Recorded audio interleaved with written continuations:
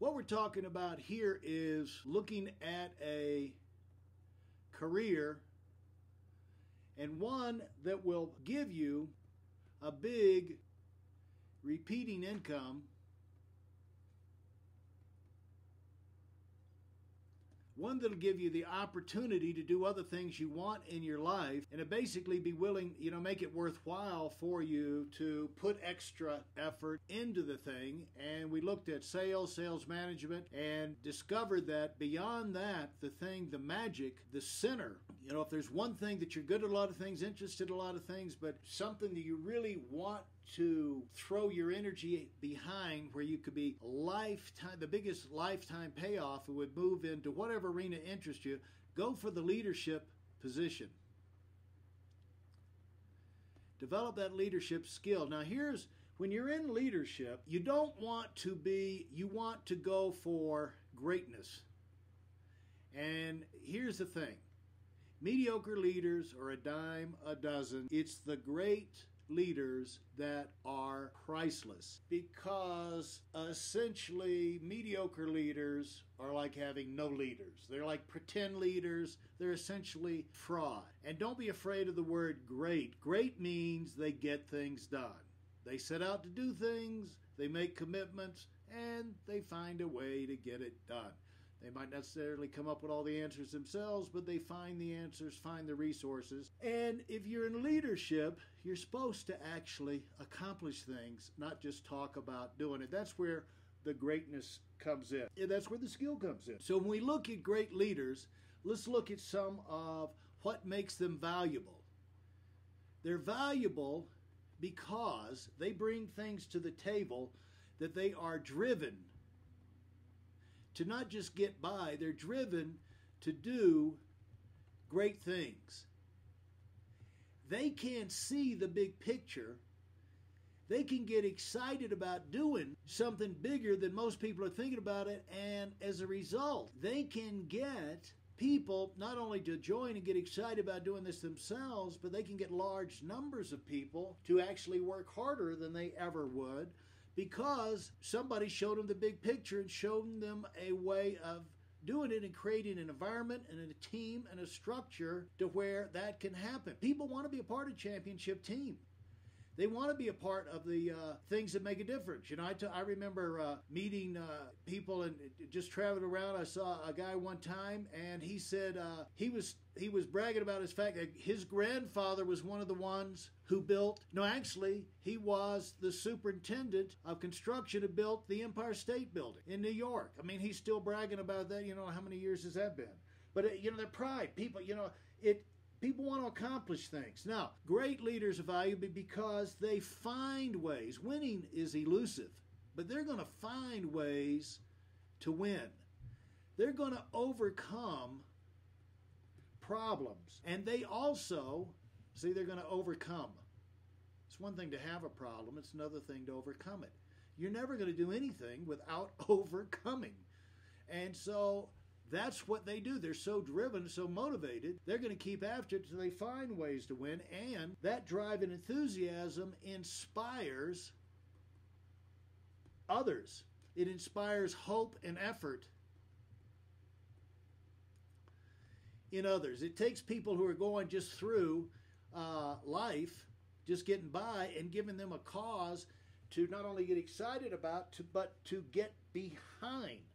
And so now they're inspired. As a result is they provoke people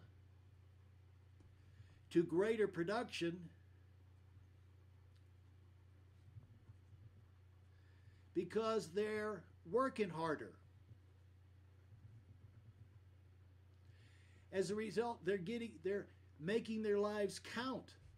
And the harder you work, the more you get done, the more satisfied and satisfaction you get out of life. And those are things that make the great leaders valuable. And in the business world, which is what we're talking about, in business leaders are a specific kind, and we're talking about making money. Of course, any arena, you're going to be the highest paid, and even if you're in a volunteer, a charity organization, a foundation, a nonprofit, people get paid to work there. And if you're the director, you're the leader, you're going to be the highest paid there. not as much money as you'd make out in the private sector, but you're still going to be one of the higher paid. But let's just talk about business leaders.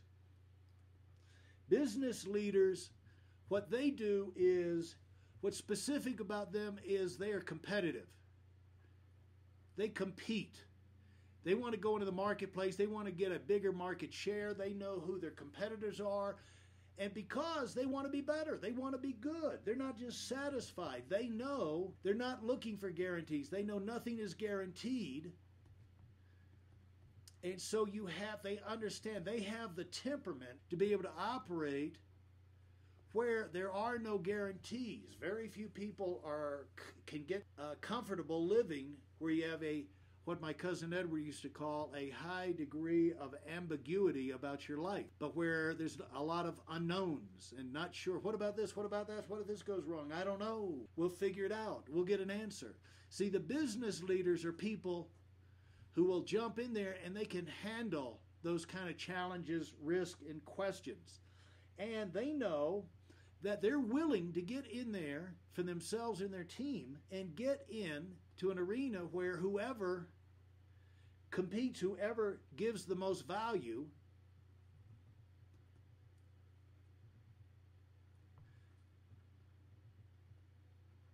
wins.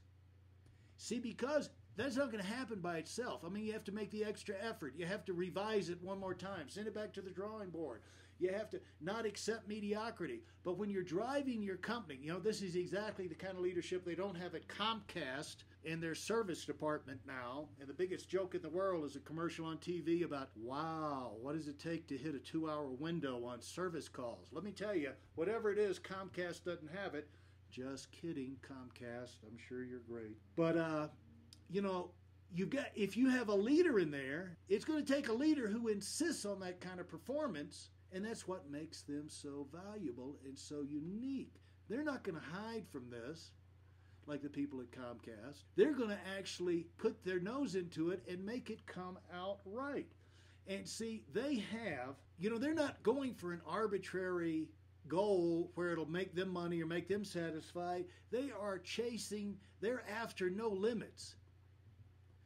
What if Steve Jobs had just wanted to build a nice little computer company in California, be number one in California? Well, we wouldn't have had the Apple computers that we wound up with. We don't have the Apple products we have today. See, the great business leaders are not trying to hit an arbitrary limit. They're going for the sky. They're going to make history. They want to do something dramatic.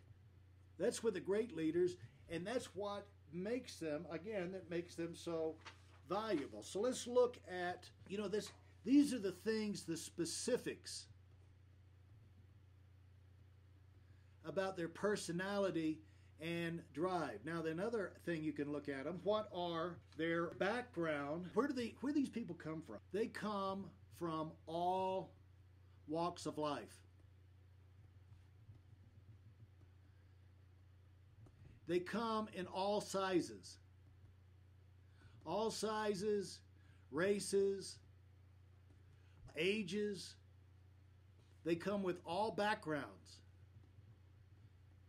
Some are trained, some are highly trained with highly skilled, some are kind of on-the-job training. It's not always the most trained, the one with the most education that's not necessarily the thing you go by. Education helps. It's not always the most creative. It's also not always the most, the ones with the greatest personalities. These dominant personality people, but it is always the most driven.